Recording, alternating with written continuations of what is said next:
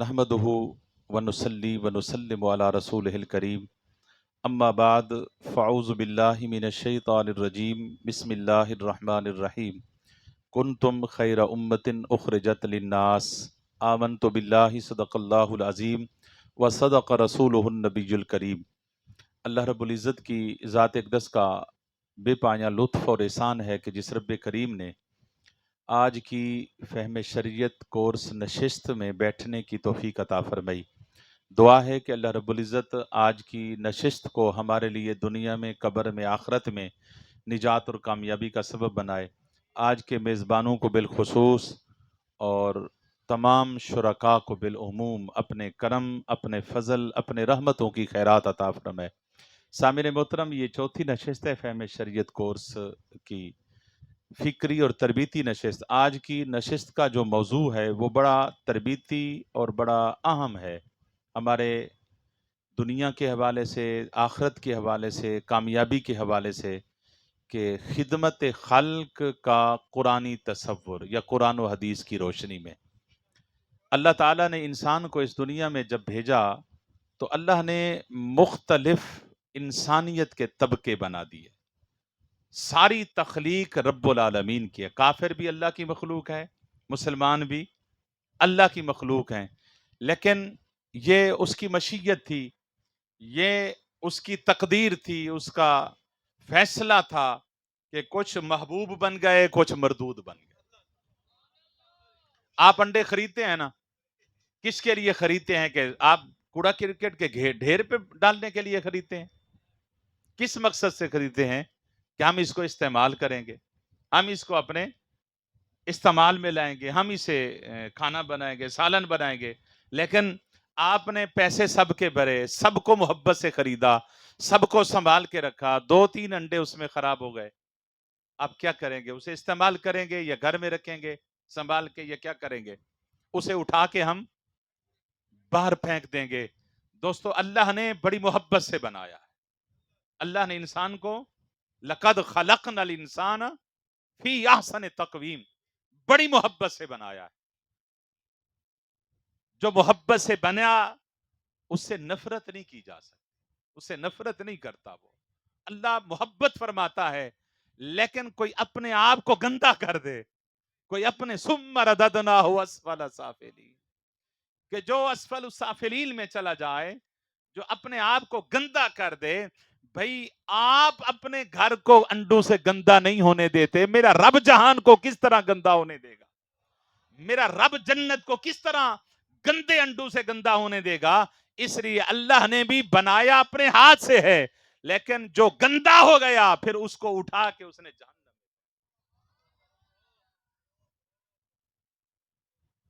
انسان کو اللہ نے بنایا کسی مقصد کے لیے، اور مقصد کیا تھا؟ مقصد یہ تھا کہ انسان جا کے میرے نائب ہونے کی تصویر بیان کرے، میرے نائب ہونے کی تصویر نظر آئے کہ واقعی جس کو میں نے اپنا خلیفہ اور نائب بنایا ہے وہ نائب بن کے بھی دکھا رہا ہے کہ میرا نائب کیسا ہے۔ تو اللہ تعالیٰ نے ان کی اصلاح کے لیے، ان کی تربیت کے لیے اللہ رب العزت نے بے یار و مددگار نہیں چھوڑا، پھر اس کی تربیت کے لیے پھر اپنے پیغمبروں کو بھیجا۔ اور پیغمبر بھی وہ جو اپنے کائنات انسانی میں سب سے محبوب ترین ہستیاں تھی، ان کو نبوت کا تاج پہنا کر ہماری رشد و ہدایت کے لیے روانہ فرما۔ انہوں نے آ کر ہمیں ہدایت دی۔ حضور صلی اللہ علیہ وسلم نے جس وقت اعلان نبوت فرمایا، اور اعلان نبوت آپ جانتے ہیں کہ جس ماحول میں حضور نے فرمایا وہ ماحول کیسا تھا۔ آج ماحول پر لوگ الزام تراشی کرتے ہیں، مورد الزام ٹھہرا دیتے ہیں، ماحول خراب کر رہا ہے، ماحول نے ہمارے بچے کو خراب کر دیا، سوسائٹی نے ہمارے بچے کو خراب کر دیا۔ ذرا غور تو کریں یار، اللہ نے جب اپنے حبیب کریم صلی اللہ علیہ وسلم کو اس دنیا میں روانہ فرمایا تو کس ماحول میں مصطفیٰ نے جنم لیا؟ کس ماحول نے میرے مصطفیٰ نے آنکھ کھولی؟ کس ماحول نے حضور نے جوانی گزاری؟ کس ماحول میں حضور کا بچپن گزرا؟ کس ماحول میں حضور کی جوانی گزری؟ وہ ماحول تھا جب کعبے کا ننگا طواف کر رہے تھے مرد اور عورتیں۔ وہ ماحول تھا جب بیٹیوں کو زندہ دفن کر دیا جاتا تھا۔ یہ وہ ماحول تھا جب باپ مر جاتا بیٹا ماں سے نکاح کرتا تھا۔ قرض خواہ کو عورتیں دے دی جاتی تھی، کوئی پوچھنے والا نہیں، حیا کا نام و نشان تک نہیں تھا. اس ماحول میں میرے مصطفیٰ نے جنم لیا ہے، اس ماحول نے میرے مصطفیٰ نے آنکھ کھولی ہے. اللہ کی عزت کی قسم ایسے ماحول میں جب آقا کریم صلی اللہ علیہ وسلم تشریف لائیں، اس ماحول کی گرد تک بھی مصطفیٰ کے قدموں تک نہیں پہنچ سکتی. اقبال کی، علامہ اقبال کی نا پوری تعلیم یورپ میں ہے، پوری تعلیم یورپ میں ہے.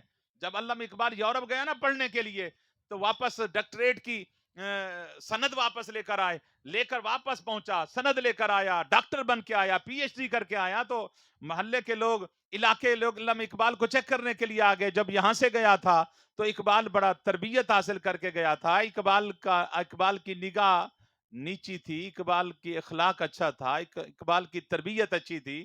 اور دیکھیں پوری زندگی، پورا ایک زندگی کا ایک حصہ گزار کے آیا ہے یورپ اور مغرب میں. دیکھتے ہیں کہ اس کے اخلاق میں کتنا فرق آیا ہے، اس کی تربیت کتنا فرق آیا ہے.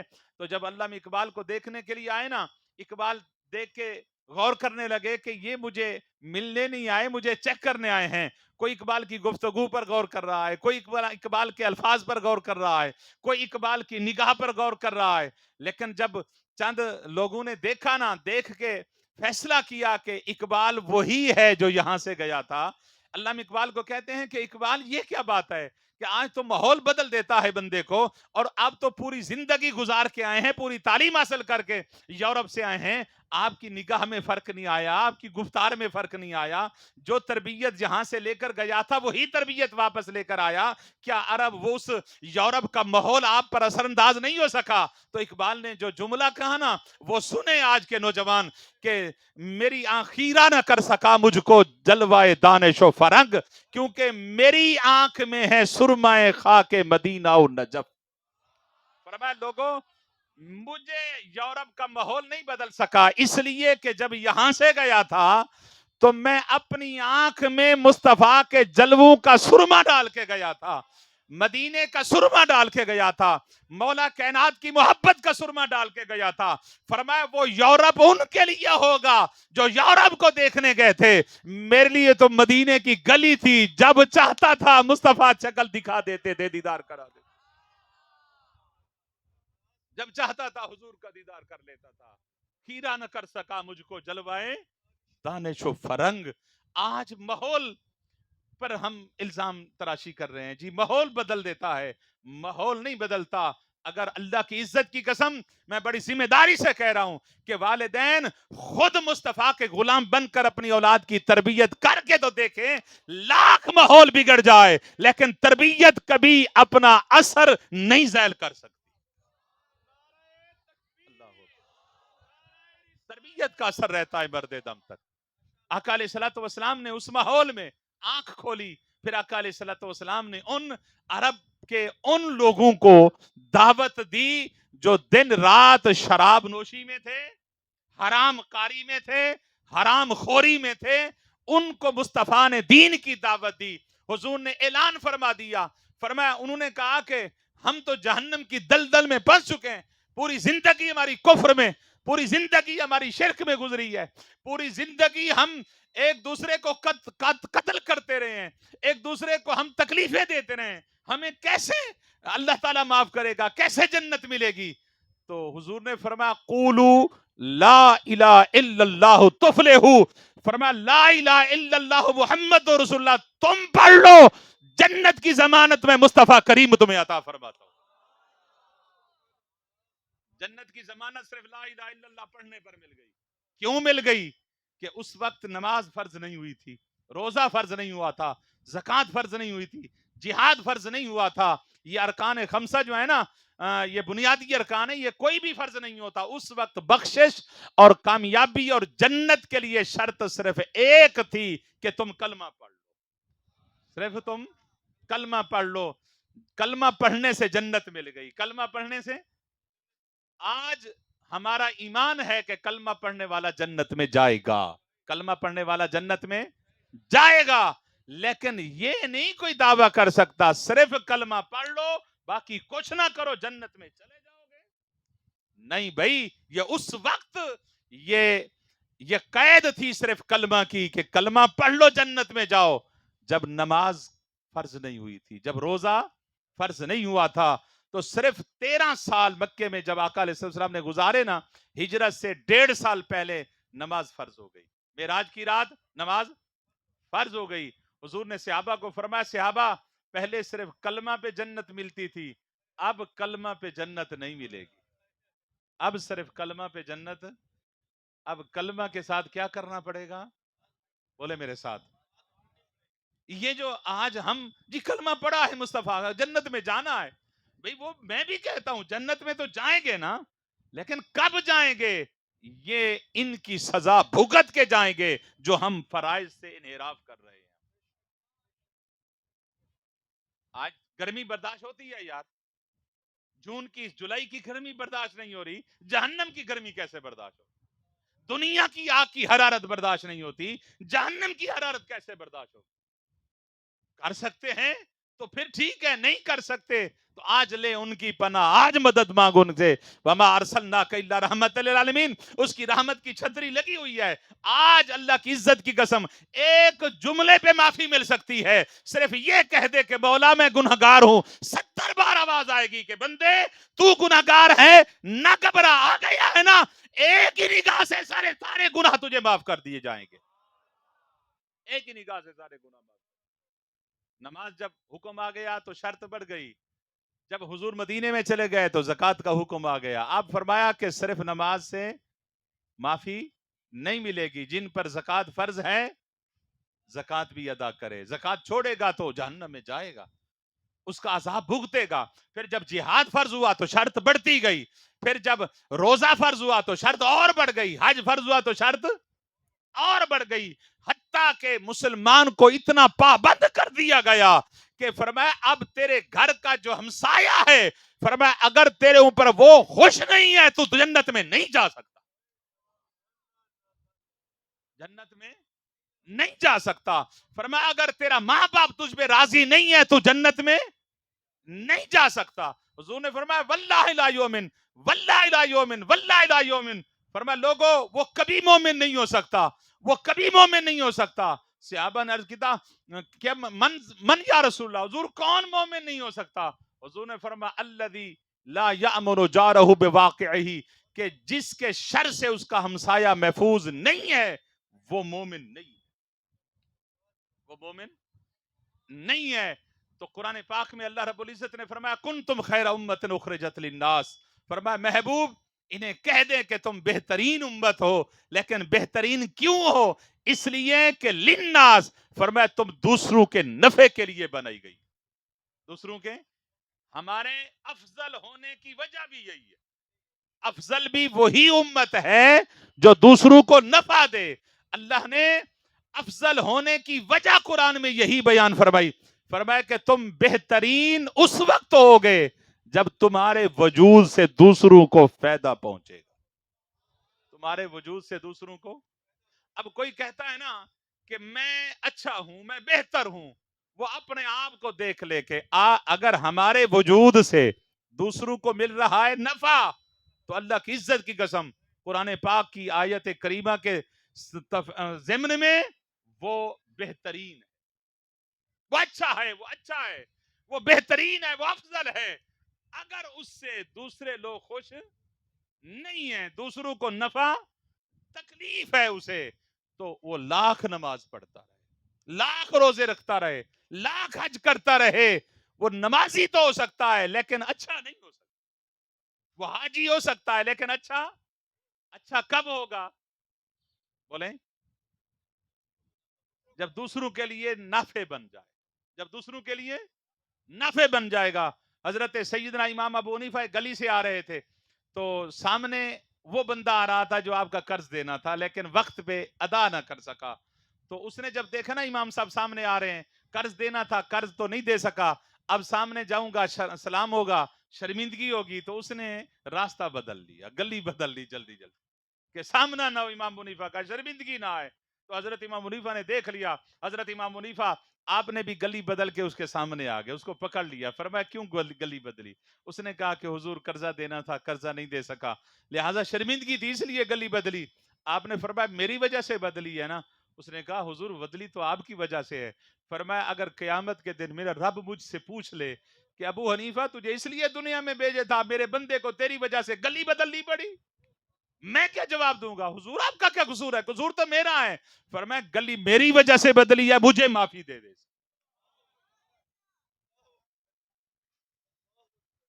قرض لینا تھا، لینا قرض تھا۔ یہ آپ کے بزرگوں کی باتیں سنا رہا ہوں میں آپ کو، یہ آپ کے بزرگ ہیں جس کے آپ وارث بنے بیٹھے ہیں۔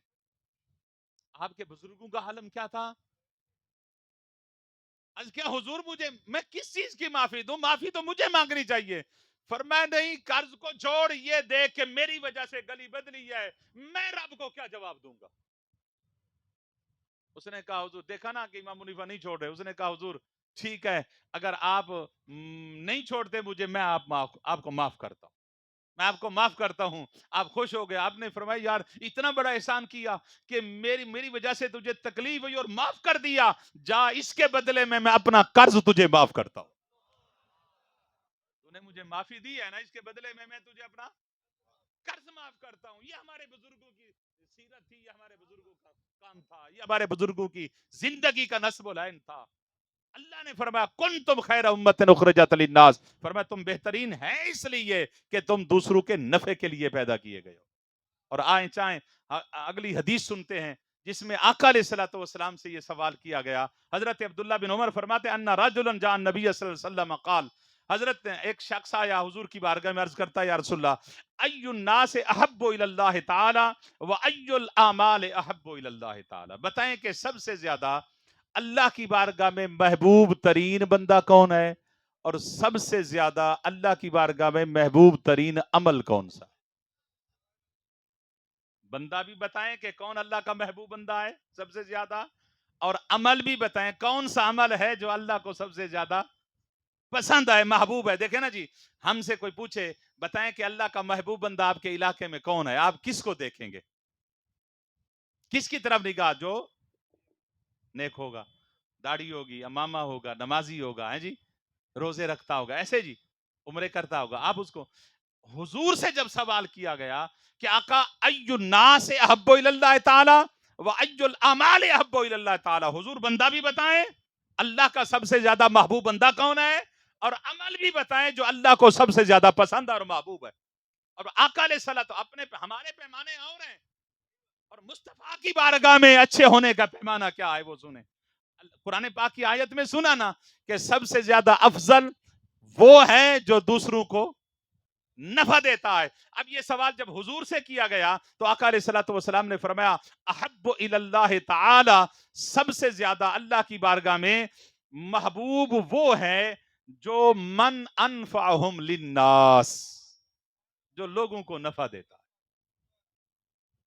جو لوگوں کو نفع دیتا ہے۔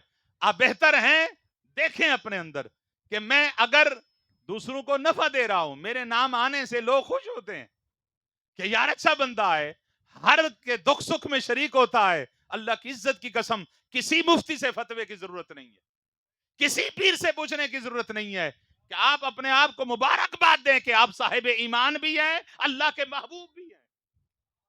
اگر آپ کے نام آنے سے لوگ کان پکڑتے ہیں، آپ کے نام آنے سے لوگ نفرت کرتے ہیں، لوگ گلی بدلتے ہیں، تو خدا کی عزت کی قسم ہم سے پھر گندی نالی کا گندا کیڑا بہتر ہے، ہم اس سے بھی بدتر ہو چکے ہیں۔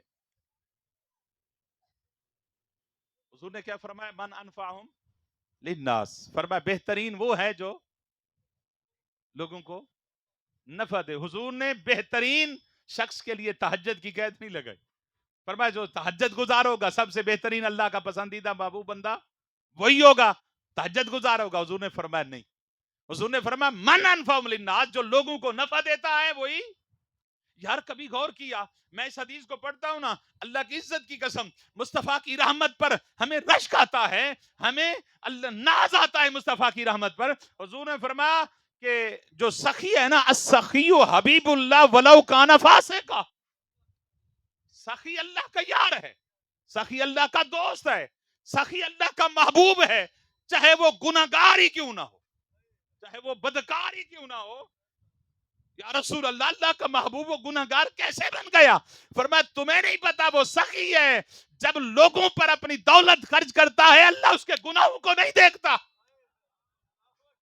اللہ اس کے گناہوں کو، یار گنہگار کو اپنا یار بنا لیتا ہے، گنہگار کو اپنا محبوب بنا لیتا ہے، اس کو اپنی مخلوق بڑی پسند ہے، جو اس کی مخلوق کی خیر خواہی کرتا ہے اللہ فرماتا ہے میں تیرے جرموں کو نہیں دیکھتا، تو میرا محبوب بن گیا ہے۔ البخیل عدو اللہ ولو کان فاسق ولو کان عابدا، فرمایا بخیل اللہ کا دشمن ہے اگرچہ وہ ساری رات عبادت کیوں نہ کرتا ہو۔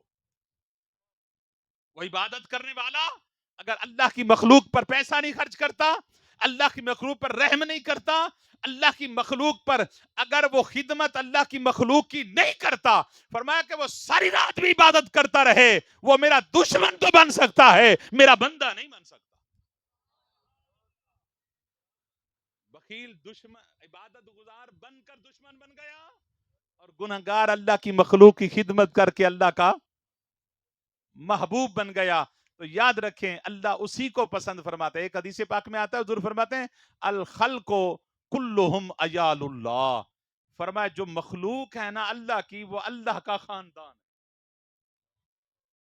جو مخلوق ہے نا وہ اللہ کا خاندان ہے۔ مولا تو خاندان سے پاک ہے، فرمایا اگر کوئی میری مخلوق کی خدمت کرتا ہے نا جس طرح خاندان والے اس سے محبت کرتے ہیں نا، میں اس سے بڑھ کر اس بندے سے محبت کرتا ہوں جو میری مخلوق کی خدمت کرتا ہے۔ آج ہم اپنے کیپسول میں بند ہو چکے ہیں، ہم دوسرے کی طرف دیکھتے ہی نہیں ہیں۔ یاد رکھیں میری بات، اگر ہمارے اندر دوسروں کے لیے نفع نہیں ہے ہمارے وجود میں، تو یہ وجود ایک مٹی کا ڈھیر ہے، ایک غلاظت کا ایک پلندہ ہے، اللہ کی عزت کی قسم وہ انسانیت کے درجے میں بھی نہیں آ سکتا۔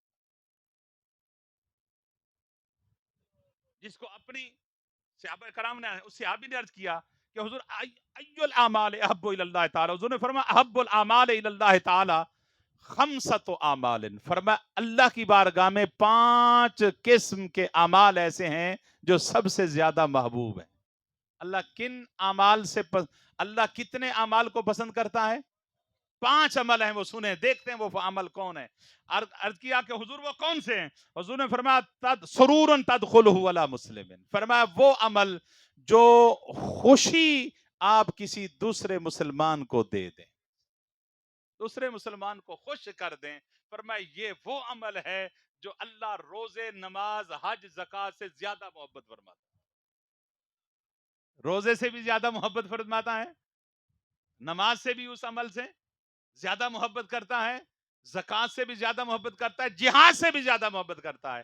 کون سا عمل فرمایا جو دوسرے مسلمان کو آپ خوش کر دیتے؟ یار غریب بندہ ہے نا، وہ آپ کے ایک کھانے پر بھی خوش ہو جائے۔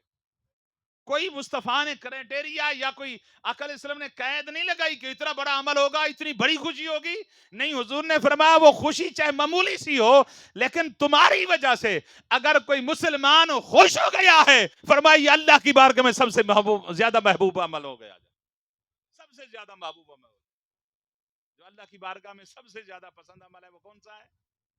بولے دوسرے کے دل میں۔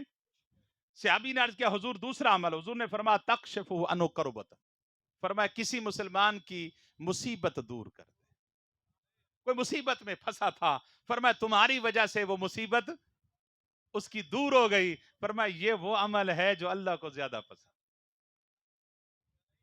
ہم تو دوسرے کی پریشانی کو محسوس کرتے ہیں، معاملہ ہمارا دیکھیں کہاں تک پہنچ گیا، ہمارا اسلام ہمارا ایمان کس لیول پہ چلا گیا۔ غور تو کریں یار، کسی دوسرے کی خوشی پر اگر کسی دوسرے کی پریشانی پر آپ خوش ہو رہے ہیں نا، پھر مت سمجھیں کہ اس کے اندر ایمان ہوگا دل کے اندر۔ حضور نے فرمایا کسی مسلمان کو آپ نے ایک مصیبت سے نجات دے دی، اس کی مصیبت رفع دفع کر دی، آپ کی وجہ سے اس کی مصیبت ٹل گئی، فرمایا یہ وہ عمل ہے جو روزے نماز حج زکات سے بھی اللہ زیادہ پسند فرماتا ہے۔ او تقضی عنہ دینا، حضور نے فرمایا کسی مسلمان کا قرض تم نے ادا کر دیا ہے، فرمایا یہ وہ عمل ہے جو اللہ کو سب سے زیادہ پسند۔ کسی مسلمان کا تم نے قرض ادا کر دیا ہے. فرمایا اس پر قرضہ تھا, تمہارے پاس پیسہ تھا, تم نے اس کا قرض ادا کر دیا. فرمائے یہ تمام عبادتوں سے افضل عمل ہے, اللہ کو سب سے زیادہ پسند ہے. اور تدفع عنہ جوعا, آقا علیہ الصلوۃ والسلام نے فرمایا کہ اگر کوئی بھوکا تھا, اسے آپ نے کھانا کھلا دیا, اس کی بھوک کو مٹا دیا. فرمایا یہ وہ عمل ہے جو اللہ کو سب سے زیادہ پسند ہے. اب یہ 5 عمل جو میں نے گنوائے ہیں, ذرا اس میں دیکھیں. نماز آتی ہے, روزہ آتا ہے, حج آتا ہے, زکوٰۃ آتی ہے. حج, نماز, روزہ, حج, زکوٰۃ بہت اہم ہے, یہ بنیادی اعمال ہیں. ان کے بغیر بندہ ایمان کی عمارت بھی نہیں بنا سکتا. ان پر پورے اسلام کی عمارت کڑی ہے. لیکن دوستو اس کے بعد اللہ کی عزت کی قسم, اگر اللہ کو سب سے زیادہ پسندیدہ عمل اگر کوئی دیکھنا چاہتا ہے تو یہ وہ 5 عمل ہیں جو مصطفیٰ کریم نے بیان فرمایا. ایک قاعدہ بتا رہا ہوں کہ اللہ کو سب سے زیادہ عمل محبوب کون سا ہوگا؟ جس عمل سے دوسرے کو فائدہ ہو. جس عمل سے دوسرے کو فائدہ ہوگا, یوں سمجھے کہ اللہ کو سب سے زیادہ محبوب عمل وہی ہوگا جو دوسرے کو, نماز سے آپ کو فائدہ یا دوسرے کو, روزے سے, حج سے, جہاد سے. یہ وہ عمل ہیں جن سے صرف آپ کو فائدہ ملے گا. جو عمل دوسرے کو فائدہ دے یہ ان سے بڑھ جاتا ہے, ان اعمال سے بڑھ جاتا ہے. لیکن آج بدنصیبی یہ ہے کہ ہم جس طریقے سے ہم جا رہے ہیں, ہماری تربیت نہیں ہو رہی. ہم نے, اور یہ بڑی مشکل جملے عرض کر رہا ہوں, اور اس کو برداشت کرنا ہے, ہر حالت میں برداشت کرنا ہے. گھر میں ماں باپ بیمار ہو نا, اسلام نہیں کہتا کہ تم جا کے پیر کے دربار کے جھاڑو دو, منع کرتا ہے. پیر کی نوکری کرو, پیر کے دربار کی جھاڑو دو, وہاں ستھرائی صفائی کرو. گھر والدین کو ضرورت ہے آپ کی خدمت کی, اور پیروں کی دربار پر جانا اسلام منع کرتا.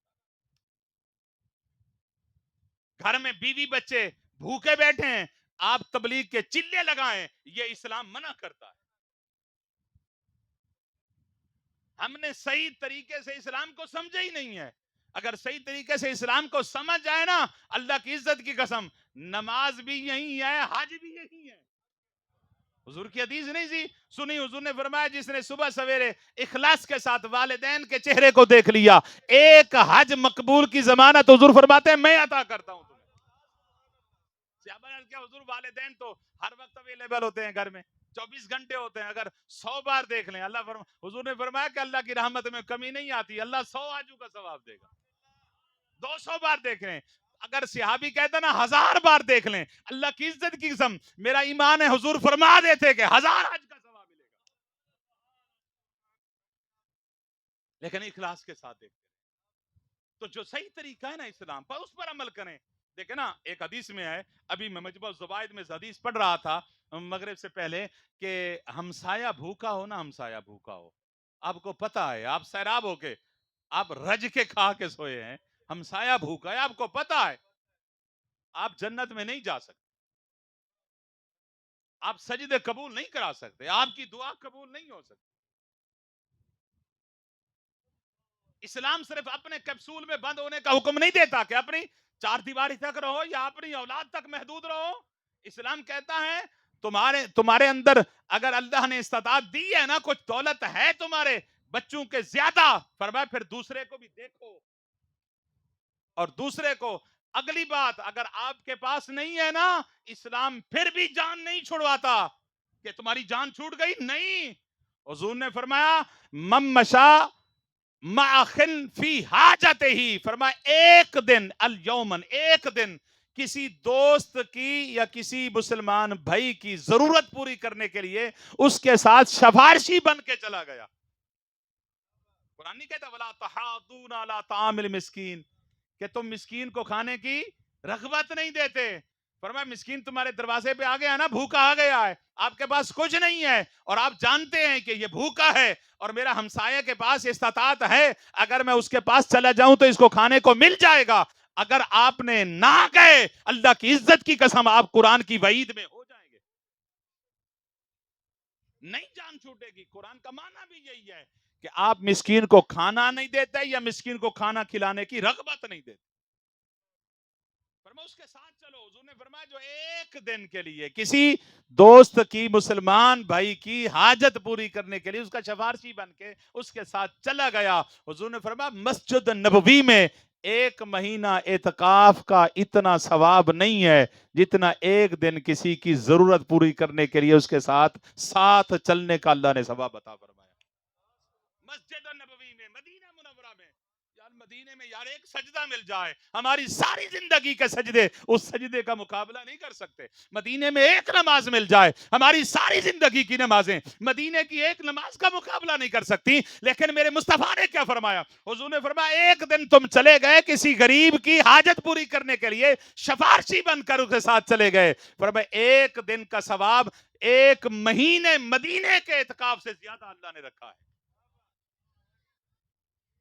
عزیزان محترم موضوع بہت لمبا ہے لیکن میں اس کو اختصار کے ساتھ عرض کرنا چاہتا ہوں. ایک بات اور آقا علیہ الصلوۃ والسلام نے فرمایا کہ جو بندہ کسی کو خوشی دیتا ہے نا کوئی بندہ کسی مسلمان کو خوشی دیتا ہے اور وہ خوشی کیا کرتی ہے سرکار دو عالم صلی اللہ علیہ وسلم نے فرمایا اس خوشی کے بدلے اللہ تعالیٰ اس بندے کے لیے نہیں اس خوشی کے بدلے میں اللہ ایک فرشتے کو پیدا فرما دے. اللہ ایک کسی کو خوشی دی تو اللہ اس کے بدلے میں کیا کرے گا؟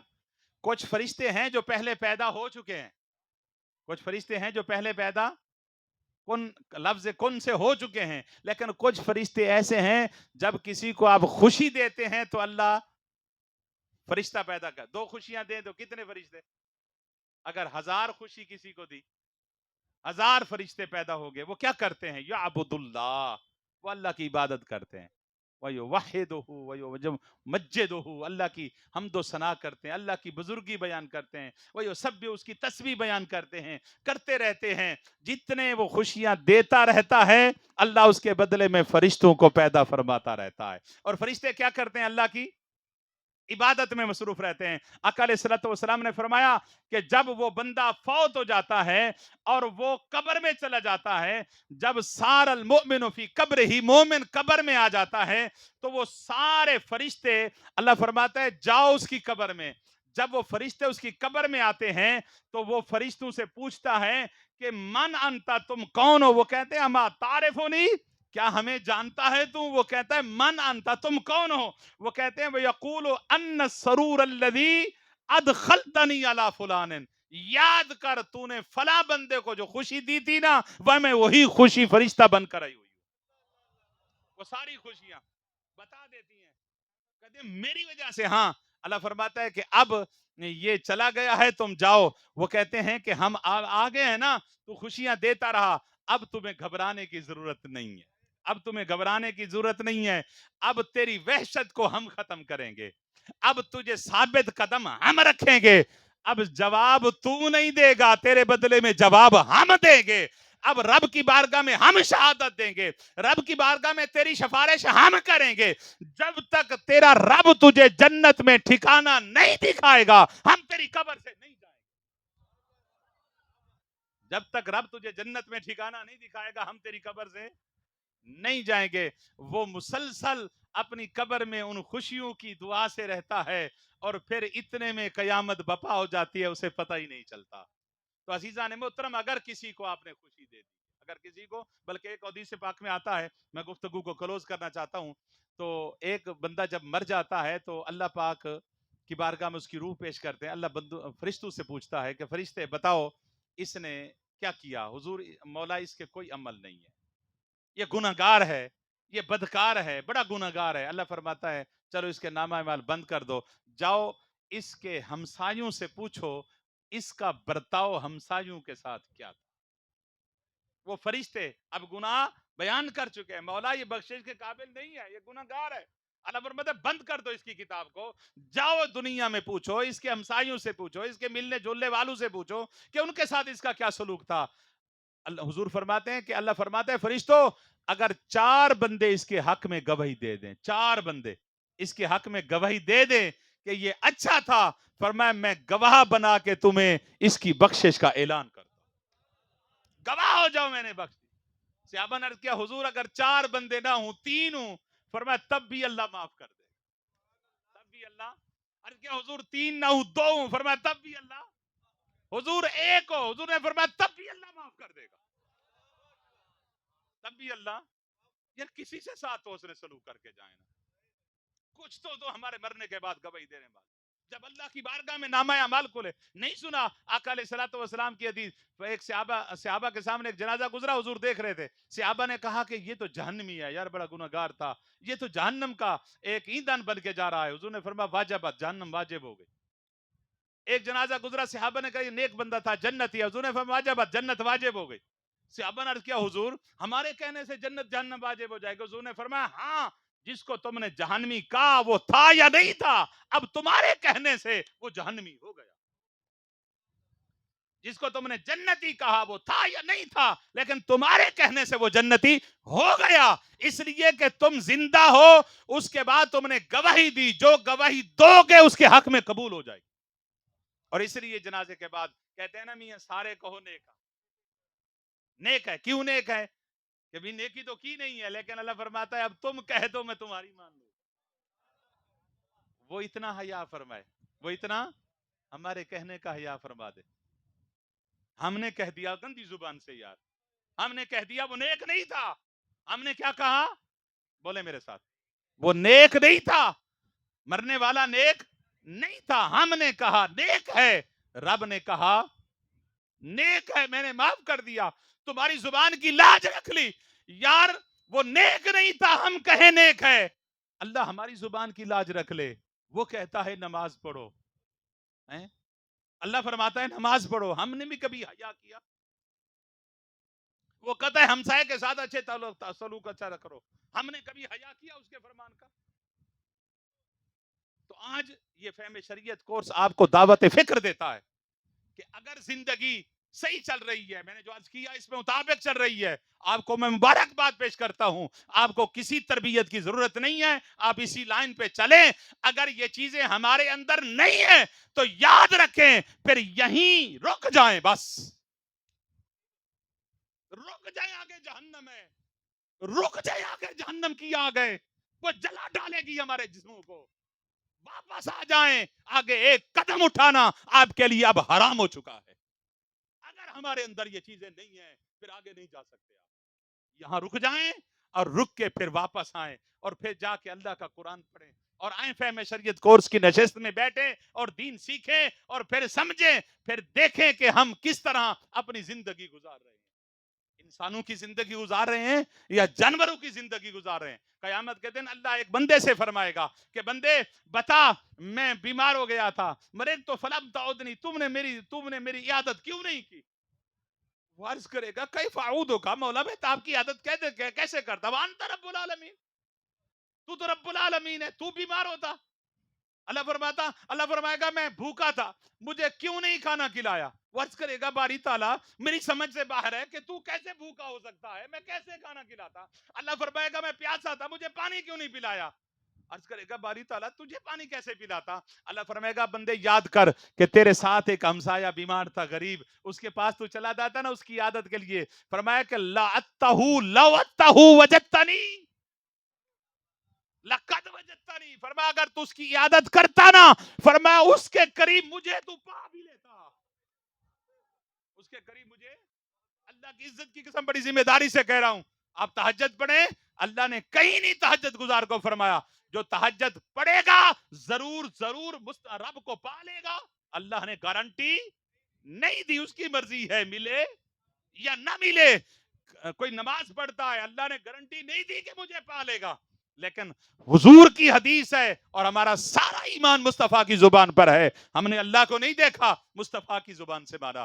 ہم نے جہنم کو نہیں دیکھا، حضور نے کہا ہم نے مان لیا. ہم نے جنت کو نہیں دیکھا، حضور نے کہا ہم نے مان لیا. ہم نے ملائکہ کو نہیں دیکھا، حضور نے کہا ہم نے مان لیا. ہم نے رسولوں کو نہیں دیکھا، حضور نے کہا ہم نے مان لیا. ہم نے فرشتوں کو نہیں دیکھا، ہم نے جنت جہنم کتابوں کو اترتے نہیں دیکھا، حضور نے کہا ہم نے مان لیا. جب ہم نے رب کو نہیں دیکھا، یار مصطفیٰ کے کہنے پہ مانا ہے نا. ہم نے قرآن کو نازل ہوتے نہیں دیکھا. حضور نے کہا ہم نے مان لیا. جس طرح ہم قرآن کو مانتے ہیں اسی طرح مصطفیٰ کے ہر فرمان کو مانتے ہیں. اسی طرح حضور نے فرمایا جو بیمار کی پرسش کرنے جائے گا فرمایا وہاں رب کو بھی پا لے گا. وہاں رب کو بھی بندے فلاں بندہ بھوکا تھا اسے کھانا کھلا دیتا نا میں لکھ دیتا اس نے رب کی بارگاہ میں کھانا پیش کیا. کسی ننگے کو کپڑے دے دیتا میں لکھ دیتا اس نے رب کی بارگاہ میں پوشاک پیش کی ہے کپڑے پیش کیے ہیں. یہ قیامت کے دن رب سوال کرے گا. تو آج آخری اس نشست کا پیغام یہی ہے کہ دوستو ہم اپنی زندگی کو بدل دیں.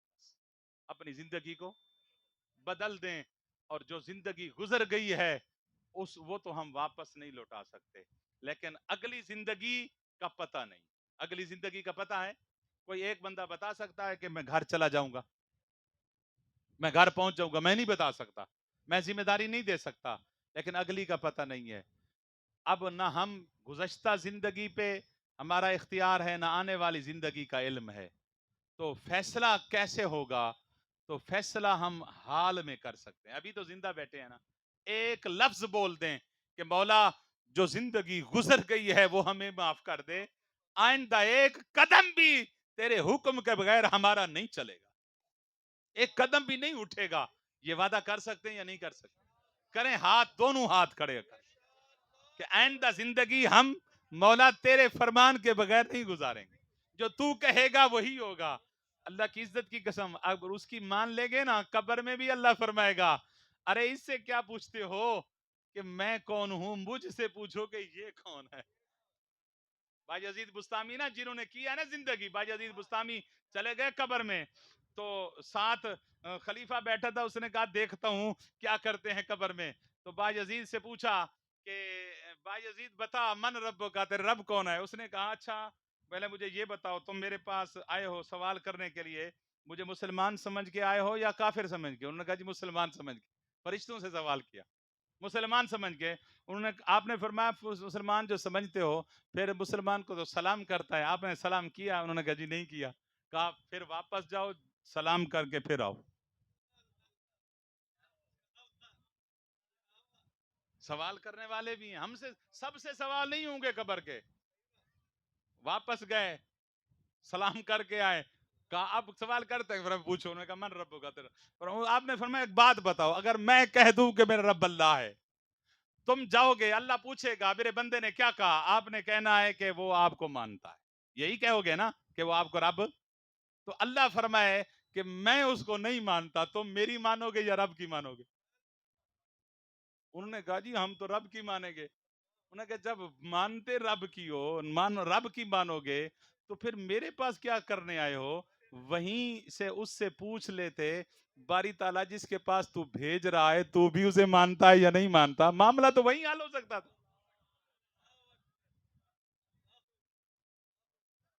فرشتوں نے عرض کیا باری تعالیٰ اب ہم تو آئے تھے سوال کرنے ہیں پھنس گئے ہیں اس کے سوالوں میں. یہ اگلی بات کریں اگلا سوال نہ کر دے اب کیا کریں. اللہ نے فرمایا تمہیں نہیں پتا واپس آ جاؤ. فرمایا جس محبت میں یہ قبر میں آیا ہے نا فرشتوں جس محبت میں یہ قبر میں آیا ہے نا یہ اسی محبت میں قیامت کے دن بھی اٹھے گا. مرے تو مرنے کا مزہ آ جائے. جانوروں کی طرح زندگی گزارنے کا کوئی فائدہ نہیں ہے. تو اللہ تعالیٰ سے دعا ہے کہ اللہ کریم ہماری حاضری کو قبول فرمائے. میں بار دیگر ملک محمد فیاض صاحب حافظ محمد سجاد صاحب اور ملک محمد سیفل صاحب اور ان کی سرپرستی کرنے والے بالخصوص علامہ محمد زبیر صاحب اور دیگر قاری محمد منیر احمد صاحب جنہوں نے بھی سرپرستی کی. اللہ تعالیٰ سب کی سرپرستی کو قبول فرمائے. اللہ تعالیٰ ہماری حاضری کو قبول فرمائے.